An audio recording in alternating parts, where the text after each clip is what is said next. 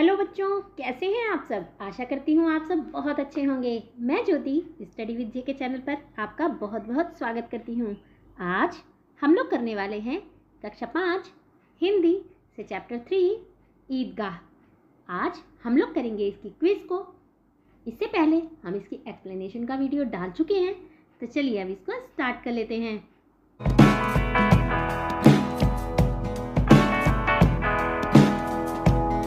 प्रश्न नंबर 1, रमजान के कितने रोज़ों के बाद ईद आती है। ऑप्शंस देखेंगे। 30 दिन बाद जब चांद दिखाई देता है, 20 दिन बाद जब चांद दिखाई देता है, 10 दिन बाद या फिर 40 दिन के बाद। इसका जो सही जवाब है वो जानेंगे हम 5 सेकंड्स में।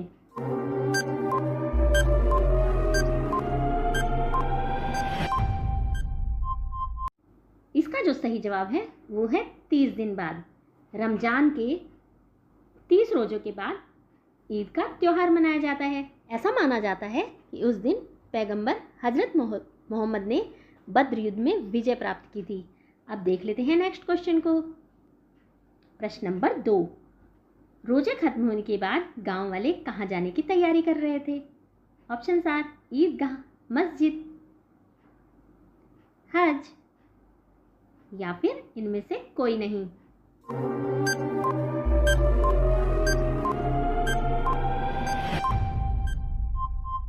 इसका जो सही जवाब है वो है ईदगाह। वहाँ पर लोग नमाज भी पढ़ते हैं और वहाँ पर एक बहुत बड़ा मेला भी लगता है।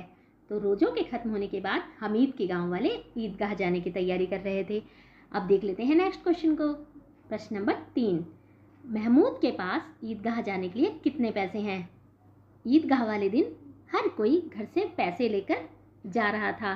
सारे बच्चों को अलग अलग ईदी मिली थी। किसी को कितने पैसे मिले थे, किसी को कितने पैसे मिले थे। तो आपको ये बताना है कि महमूद के पास ईदगाह जाने के लिए कितने पैसे मिले थे। महमूद के पास ईदगाह जाने के लिए कितने पैसे हैं। अब देख लेते हैं ऑप्शंस को। 10 पैसे, 12 पैसे, 15 पैसे, 8 पैसे।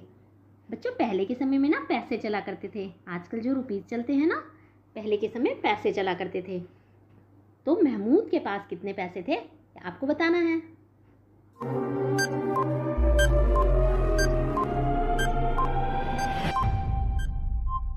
ये महमूद के पास जो थे ना, वो ईदगाह जाने के लिए 12 पैसे थे।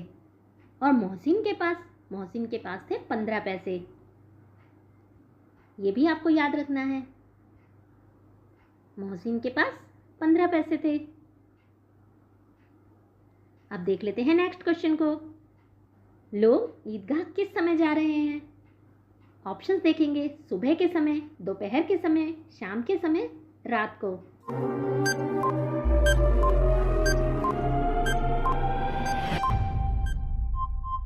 आपने चैप्टर को अच्छे से पढ़ा होगा तो आपको पता होगा कि लोग वहाँ बात कर रहे थे कि ईदगाह से लौटते समय दोपहर हो जाएगी।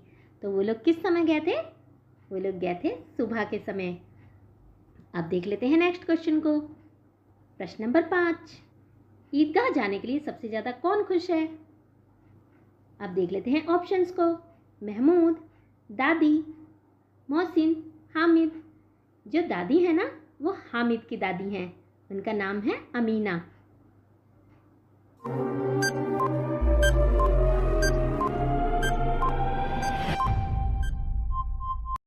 यूं तो ईदगाह जाने के लिए सारे ही बच्चे बहुत खुश थे, लेकिन हामिद बहुत ज़्यादा खुश था।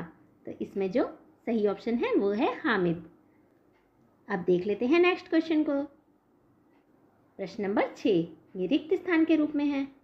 हामिद के पैरों में जूते नहीं थे। उसके सिर पर एक पुरानी टोपी थी। उसका गोटा पड़ गया है। तो उसके गोटे का रंग क्या हो गया है। ऑप्शंस देखेंगे। काला, पीला, हरा या फिर सफ़ेद।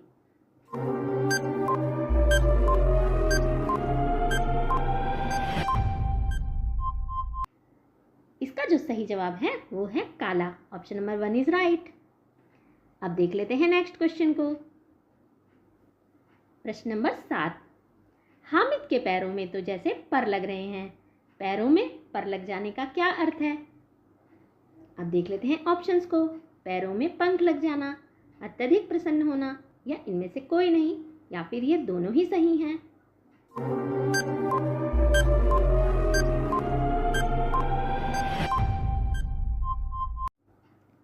पैरों में पर लग जाना क्या है? यह एक मुहावरा है।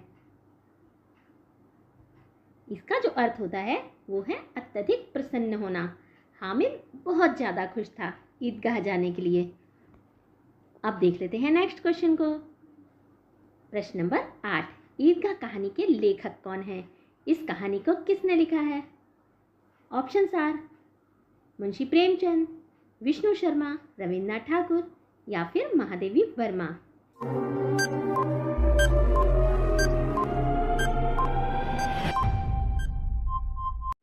महादेवी वर्मा एक लेखिका है और जो मुंशी प्रेमचंद है ना, वो ईदगाह कहानी के लेखक हैं। मुंशी प्रेमचंद को कथा सम्राट भी कहा जाता है। और जो विष्णु शर्मा जी है ना, उन्होंने पंचतंत्र की कहानियाँ लिखी हैं। आप जब क्लास 6 में जाएंगे ना, तो नादान दोस्त एक कहानी है, वो भी प्रेमचंद जी द्वारा ही लिखी हुई है। अब देख लेते हैं नेक्स्ट क्वेश्चन को। प्रश्न नंबर 9, हामिद के पास कितने पैसे थे? अभी हमने पहले भी बात की थी, सारे बच्चों को ईदी के रूप में कुछ पैसे दिए गए थे। तो आपको ये बताना है हामिद के पास कितने पैसे थे। ऑप्शंस देखेंगे 2, 3, 4 या फिर 5।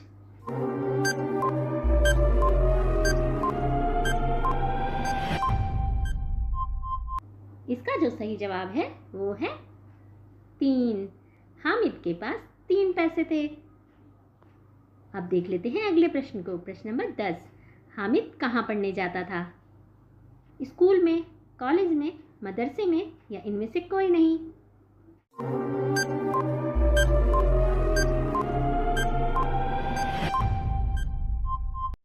इसका जो सही जवाब है वो है ऑप्शन नंबर 3, मदरसे में।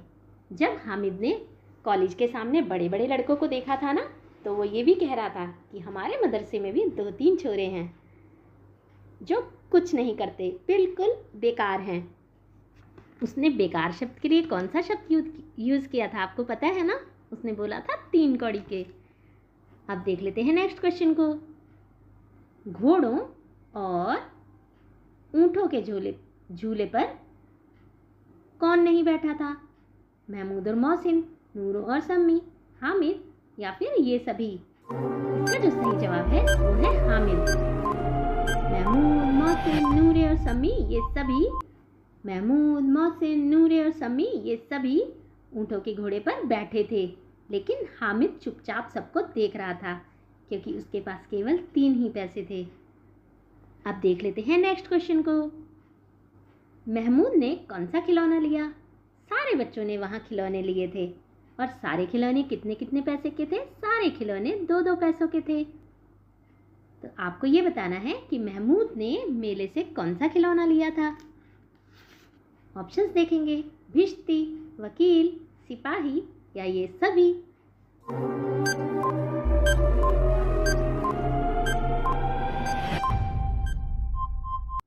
महमूद ने लिया था सिपाही। भिश्ती किसने लिया था? भिश्ती लिया था मोहसिन ने। भिश्ती क्या होता है? जो पानी भरने वाला होता है। आपने चैप्टर में पढ़ा ना कि वो मटका उठाए चल रहा था। भिश्ती कहते हैं पानी भरने वाला। और वकील तो आप सब जानते ही हैं, एडवोकेट। और सिपाही पुलिसमैन, है ना? पुलिसमैन के पास क्या थी? गन भी थी। और वो किसने लिया था? महमूद ने। महमूद ने सिपाही लिया था, मोहसिन ने भिश्ती और नूरे ने वकील लिया था।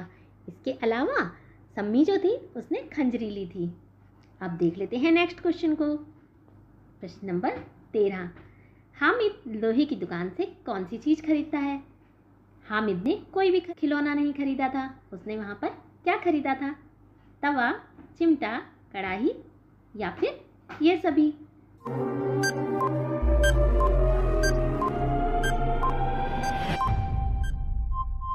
हामिद ने वहाँ से चिमटा खरीदा था। हामिद जब लोहे की दुकान के आगे खड़ा हुआ तो उसने वहाँ पर चिमटे को देखा। चिमटा देखते ही उसे अपनी दादी माँ की याद आ गई। उसे याद आया कि उसकी दादी जब भी तवे पर रोटियाँ बनाती है तो उसकी उंगलियाँ जलती हैं। तो उसने ये सोचा कि वह चिमटा ही लेगा। आपको पता है, जब वो चिमटे को ले रहा था तो उसने दुकानदार से जब उसके पैसे पूछे थे तो दुकानदार ने उसको बोला था ये कोई खिलौना नहीं है, ये बच्चों के लिए चीज़ नहीं है।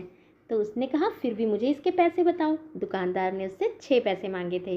लेकिन हामिद के पास तो 3 ही पैसे थे। उसने फिर से उसको रिक्वेस्ट करी कि उसको वो 3 पैसे में ही दे दे, और दुकानदार ने भी उसको पीछे से आवाज़ लगाकर वो 3 पैसे में ही उसको चिमटा दे दिया था। अब देख लेते हैं नेक्स्ट क्वेश्चन को। प्रश्न नंबर 14, हामिद ने मैदान मार लिया। मैदान मारना मुहावरे का क्या अर्थ है? यहाँ पर मैदान मारना क्या है? एक मुहावरा है। आपको बताना है मैदान मारना का अर्थ क्या होता है। मैदान को मार देना, या फिर विजय प्राप्त करना, या फिर सफलता प्राप्त करना, या फिर 1 और 2 दोनों।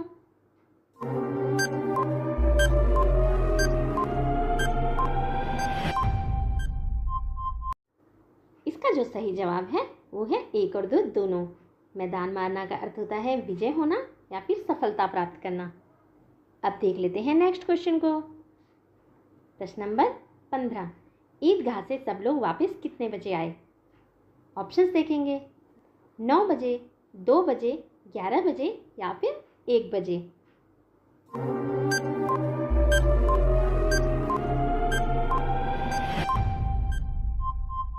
इसका जो सही जवाब है वो है 11 बजे। ईदगाह से सब लोग 11 बजे तक वापस आ गए थे। अब देख लेते हैं नेक्स्ट क्वेश्चन को। प्रश्न नंबर 16, मोहसिन परास्त हो गया।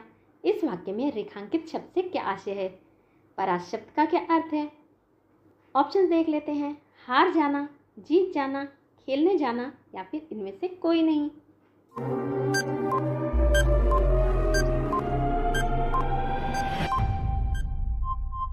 इसका जो सही जवाब है वो है हार जाना। परास्त होने का मतलब होता है हार जाना। यहाँ कोई गेम नहीं हो रहा था, यहाँ पर बात हो रही थी क्योंकि मोहसिन ने क्या खरीदा था? आपको याद है ना, मोहसिन ने भिश्ती खरीदा था। वो अपने खिलौने को ज़्यादा अच्छा बता रहा था, लेकिन हामिद चिमटे को ज़्यादा अच्छा बता रहा था। उसने कहा था वो गिरने से टूटेगा भी नहीं, और वो भिश्ती को भी मार सकता है, वकील को भी और सिपाही को भी, क्योंकि सारे खिलौने मिट्टी से बने हैं। और अगर वो अपने चिमटे को कंधे पर रखेगा तो वो बंदूक का काम भी करेगी, खिलौने का काम भी करेगी, और अगर सिपाही, वकील या भिश्ती से लड़ाई हो जाए तो उनको चकनाचूर कर देगी। तो मोहसिन ये बात सुन करके हार गया था। अब देख लेते हैं नेक्स्ट क्वेश्चन को। प्रश्न नंबर 17, नूरे, मोहसिन, महमूद और सम्मी ने खिलौने खरीदे थे। सारे खिलौने किस चीज़ से बने थे? ऑप्शंस देखेंगे। लोहे के, मिट्टी के, प्लास्टिक के, या फिर रबड़ के।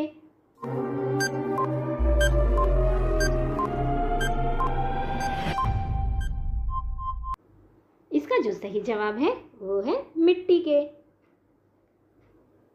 अब देख लेते हैं नेक्स्ट क्वेश्चन को। प्रश्न नंबर 18, प्रसन्न शब्द का क्या विलोम है? आपको यहाँ पे प्रसन्न शब्द का विलोम शब्द बताना है।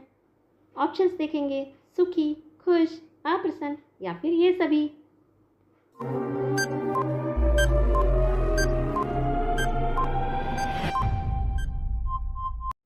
प्रसन्न शब्द का शब्द अर्थ क्या होता है? खुश, लेकिन इसका विलोम शब्द क्या होता है? अप्रसन्न। अब देख लेते हैं नेक्स्ट क्वेश्चन को। प्रश्न नंबर 19, समझदार शब्द का विलोम है अक्लमंद, नासमझ, बुद्धिमान, या ये सभी। यहाँ पर भी समझदार का विलोम शब्द बताना है।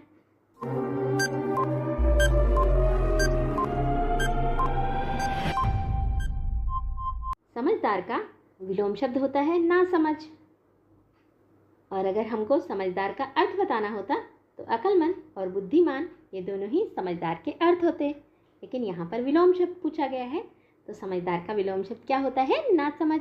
अब देख लेते हैं नेक्स्ट क्वेश्चन को। क्वेश्चन नंबर 20, प्रश्न नंबर 20, इनमें से व्यक्तिवाचक संज्ञा कौन सी है? आपको बताना है इनमें से कौन सी ऐसी संज्ञा है जो व्यक्तिवाचक है। व्यक्तिवाचक संज्ञा को इंग्लिश में क्या कहते हैं? Proper noun. आपको बताना है इसका सही जवाब। चिमटा, मिठाई, बंदूक, या फिर अमीना।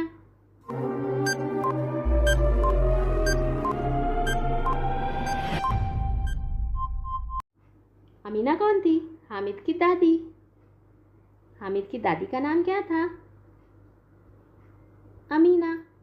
अब देखिए जो दादी है ना वो जातिवाचक संज्ञा है, लेकिन जो अमीना है नाम है ना, तो ये क्या है? व्यक्तिवाचक संज्ञा। अब देख लेते हैं नेक्स्ट क्वेश्चन को। प्रश्न नंबर 21, मुंह में पानी आना का क्या अर्थ है? मुंह में पानी आना भी क्या है? यह एक मुहावरा है। ईदगाह कहानी में बहुत सारे मुहावरों का प्रयोग किया है मुंशी प्रेमचंद जी ने। अब आपको ये बताना है कि इसका अर्थ क्या होता है। भूख लगना, मिर्च खा मुंह से पानी निकलना, किसी खाने की चीज को देखकर मन ललचाना, या बहुत भूख लगना।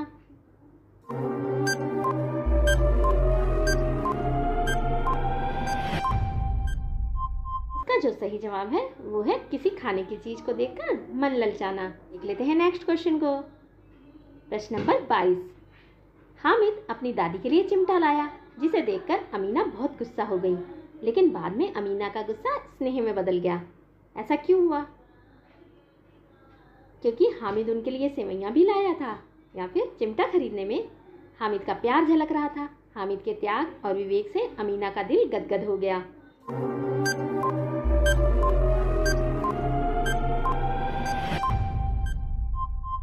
बच्चों, वो एक बच्चा था, है ना? सारे बच्चे वहाँ खिलौने खरीद रहे थे, मिठाइयाँ खरीद रहे थे, झूले ले रहे थे, लेकिन हामिद ने ऐसा कुछ भी नहीं किया। उसे वहाँ भी जाकर के सिर्फ अपनी दादी की ही याद आ रही थी। उसे याद आ रहा था कि जब उसकी दादी उसके लिए तवे पर रोटियाँ बनाती है तो उसकी उंगलियाँ जलती हैं, इसीलिए उसने दादी के लिए चिमटा खरीदा। जब दादी ने सच्चाई जानी तो उनका दिल बिल्कुल गदगद हो गया था। उसे ये पता लगा कि हामिद उसके लिए लाया है, तो उसने उसको गोद में बिठा के बहुत प्यार किया। आपको बताना है कि आपको ये वीडियो कैसी लगी। अच्छी लगी हो तो इसको लाइक ज़रूर करें, अपने दोस्तों में ज़्यादा से ज़्यादा शेयर करें। जो लोग चैनल पर नए हैं चैनल को सब्सक्राइब कर लें। Thanks for watching. बहुत जल्द मिलेंगे हमारी नेक्स्ट वीडियो में। Till then bye.